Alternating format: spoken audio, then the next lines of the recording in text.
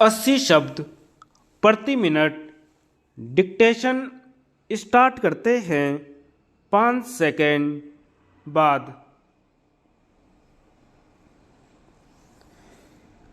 सभापति महोदय, आपने अपने भाषण में संकेत किया था कि वैज्ञानिक को जनता के जीवन से अलग नहीं रखा जा सकता। मुझे आशा है कि जब आप वैज्ञानिक समस्याओं की चर्चा करेंगे तो इस बात को हमेशा ध्यान में रखेंगे कि समाज में वैज्ञानिकों की क्या भूमिका होती है और उनके कार्यों का आम लोगों के जीवन पर क्या प्रभाव पड़ता है। एशिया और अफ्रीका के बहुत से देशों में स्थिति अशांत है और यह प्रश्न पूछा जाता है कि ऐसा क्यों हो रहा है।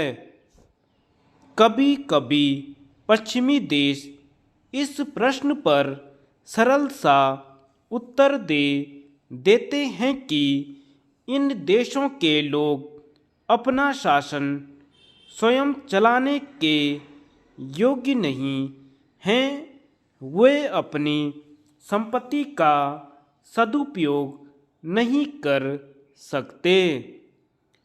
यह एक बहुत सरल उत्तर है, परंतु यह ठीक उत्तर नहीं है।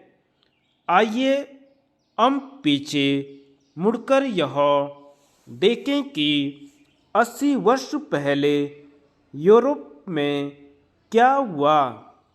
2 भयानक विश्व युद्ध हुए जिनमें दुनिया फंस गई।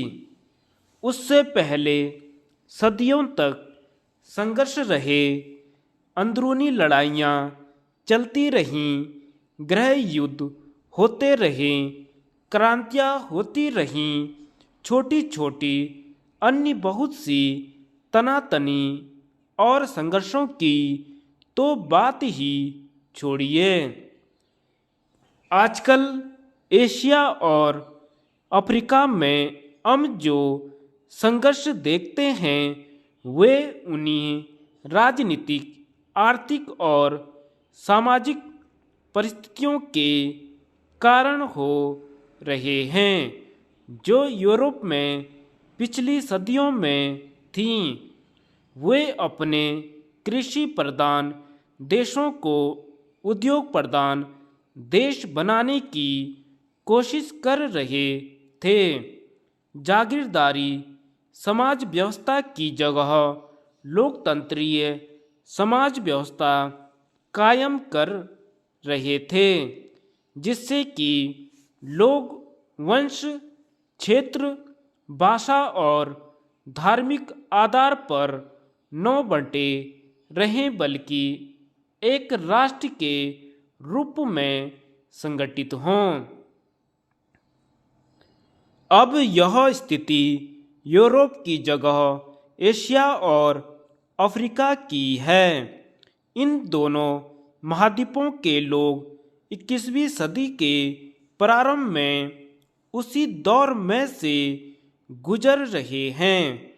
हमारी सभी कठिनाइयों, हमारी अस्थिरता, हमारे तनाव, इन सभी का कारण यह है कि हम एक औद्योगिक समाज की नींव डाल रहे हैं, अपनी राजनीतिक और सामाजिक संस्थाओं को लोकतंत्रीय बना रहे हैं और राष्ट्र राज्य बना रहे हैं, जिससे कि हमारे स्त्री पुरुष भी स्थान, धर्म और जाति आदि के क्षुद्र विचारों से छुटकारा पा लें और अपने को केवल एक देश का नागरिक समझने लगें। तथापि जिस ढांचे में ये ऐतिहासिक प्रवृत्तियां काम कर रही हैं वे हमेशा एक से नहीं होते, बल्कि हर स्थान पर भिन्न भिन्न होते हैं। धन्यवाद।